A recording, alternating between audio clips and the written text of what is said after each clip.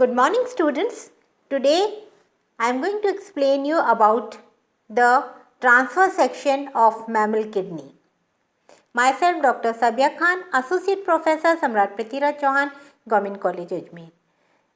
This is important regarding your practical. In the practical, the slides are given to you and you have to identify. So this is very important for the BSc, honors as well as postgraduate students who are doing MSc in zoology. If we see the structure of the kidney of the mammals, then it consists of the proximal convoluted tubule, the distal convoluted tubule, the glomerulus and the kidney. It is metanephric. तो excretory system अगर हम देखें तो ये responsible किस लिए होता है, ताकि एलिमिनेशन हो मेटाबॉलिक वेस्ट की.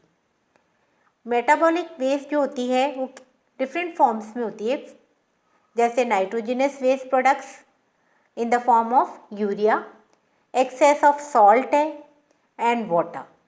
तो नाइट्रोजनस प्रोडक्ट्स का एक्सक्रीशन, सॉल्ट्स का and water. Organ of excretion है अगर हम देखें तो they are the kidney, the ureters and the urinary bladder. Kidney in mammals it is metanephric and it is a main organ of excretion. Now this is in the diagram you can see the kidney tubules and the collecting duct. This is the TS. First you see the PCT मतलब proximal convoluted tubule जो आपको slide में दिख रहा है, PCT marks है, और distal convoluted tubule marked है DCT. फंक्शन क्या है इनका कि रीऑब्जर्व करना. 70% ऑफ ग्लोमेरुलर फिल्ट्रेट. अब जो ग्लोमेरुलस है उसमें क्या नेटवर्क होता है ब्लड कैपिलरीज का और उसमें फिल्ट्रेशन होता है. Proximal convoluted tubule, distal convoluted tubule, glomerulus, इसमें फिल्ट्रेशन होता है. ग्लोमेरुलर फिल्ट्रेशन में जो प्रॉक्सिमल कॉन्वुलेटेड ट्यूब्यूल्स है and the sodium ions from tubular fluid to distal convoluted tubule. तो उसमें क्या हो रहा है, रीअब्जर्प्शन हो रहा है 70% और सोडियम आयंस का किससे, ट्यूबुलर फ्लूइड से. अगर हिस्टोलॉजी देखें हम तो प्रॉक्सिमल कॉन्वुलेटेड ट्यूब्यूल, ये डार्क पिंक कलर का दिख रहा है आपको स्ट्रक्चर, ये प्रॉक्सिमल कॉन्वुलेटेड ट्यूब्यूल है, डार्क पिंक है. Cytoplasm, mitochondria with prominent brush borders, they increase the area. तो अब इसका प्रॉक्सिमल कॉन्वुलेटेड ट्यूब्यूल का जो एरिया है वो इंक्रीज इन ब्रश बॉर्डर्स की वजह से होता है, ताकि मैक्सिमम रीअब्जॉर्प्शन हो सके. आप ही देख लें इमेजेस ए एंड बी में. डिस्टल कॉन्वुलेटिव ट्यूब्यूल, इसमें क्या you can see the small cells दिख रही हैं आपको, छोटी छोटी सी सेल्स हैं. इनमें साइटोप्लाज्म भी कम है, जिससे क्या होगा, और न्यूक्लियाई ज़्यादा है. अगर ट्रांसफर सेक्शन देखें तो साइटोप्लाज्म इसमें कम है. Next diagram it is very clear, आपको दिख रही है कैसे कलेक्टिंग ट्यूब्यूल्स दिख रहे हैं, proximal convoluted tubules and distal convoluted tubules. अब लूप ऑफ हेनली है, लूप ऑफ हेनली है, इसमें क्या ऑस्मोटिक ग्रेडिएशन होता है, क्योंकि किडनी का अपन देखते हैं दो पार्ट हैं, कॉर्टेक्स और मेड्यूला. तो इसमें क्या हो रहा है, ऑस्मोटिक ग्रेडिएशन हो रहा है cortex to deepest medulla loop of Henle में. और जो थिन डिसेंडिंग लिम्स हैं वो सिंपल स्क्वेमस एपिथेलियम के बने होते हैं, और जो थिक असेंडिंग लिम्स हैं वो क्यूबॉइडल एपिथेलियम के होते हैं. तो दोनों आपको दिख रहे हैं कि जो थिन वाले हैं वो तो स्क्वेमस एपिथेलियम के और थिक वाले हैं वो क्यूबॉइडल एपिथेलियम के. You can C both thin और थिक दिखाई दे रहे हैं.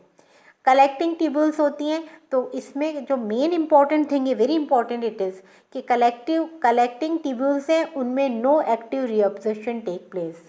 ये this is a question which was asked in NET कि कोई है ना, कोई रीअब्जॉर्प्शन कहाँ नहीं होगा, कलेक्टिंग ट्यूब्यूल्स के अंदर. और ये बने होते हैं मेडुलरी रेस के cuboidal epithelium without brush border, तो इनमें ब्रश बॉर्डर नहीं है. कलेक्टिंग डक्ट्स होती हैं, जो कलेक्टिंग डक्ट्स होती हैं ये कलेक्ट करती हैं यूरिन को टू द पेल्विक कैलिकल स्पेस. कोई एक्टिव रीअब्जॉर्प्शन नहीं होता जब तक कि ADH है वो प्रेजेंट है इन द सेल्स में. Become permeable to water which is passively reabsorb. Tall columnar cells होती हैं जो कि वेल डिफाइन होती हैं, जैसे आप इमेजेस में देख रहे हैं. तो you can see in the image. अब इसमें पूरा आपको दिखाई दे रहा है रीनल डिस्टल ट्यूब्यूल्स हैं, रीनल कॉर्पसल्स जो मार्क्ड है, renal distal tubule, renal corpuscles हैं ये मार्क है, और रीनल प्रॉक्सिमल ट्यूब्यूल्स. तो इट इज़ वेरी क्लियर। ऊपर की साइड में आपको दिख रहे हैं रीनल ट्यूब्यूल्स जो डॉट डॉट से मांगते हैं, जो पूरा राउंड दिख रहा है वो रीनल कॉर्पसूल है, और नीचे है रीनल प्रॉक्सिमल ट्यूब्यूल। तो if you see in the microscope तो आपको ट्रांसफर सेक्शन में किडनी ऐसे दिखाई देगी and you are going to right. तो ब्रीफिंग क्या है कि जो आउटर सरफेस है किडनी का वो कॉर्टेक्स होता है, अंदर का पार्ट है वो मेडुला कहलाता है। उसके बाद है कि जो राउंड स्ट्रक्चर्स होते हैं किडनी के अंदर वो रीनल कॉर्पसूल्स कहलाते हैं। राउंड राउंड स्ट्रक्चर है ये रीनल कॉर्पसूल्स हैं। इनमें ग्लोमेरुलर कैप्सूल भी है जो कि पार्ट है नेफ्रॉन का, और इसमें बहुत सारी ब्लड कैपिलरीज होती हैं। ग्लोमेरुला है ना श्रिंक हो जाता है टिश्यू प्रोसेसिंग में, तो जिससे क्या होता है एक वाइट स्पेस होती है ना वो दिख रही है आउटर वॉल में कैप्सूल के, दिख रही है ना आपको वाइट स्पेस।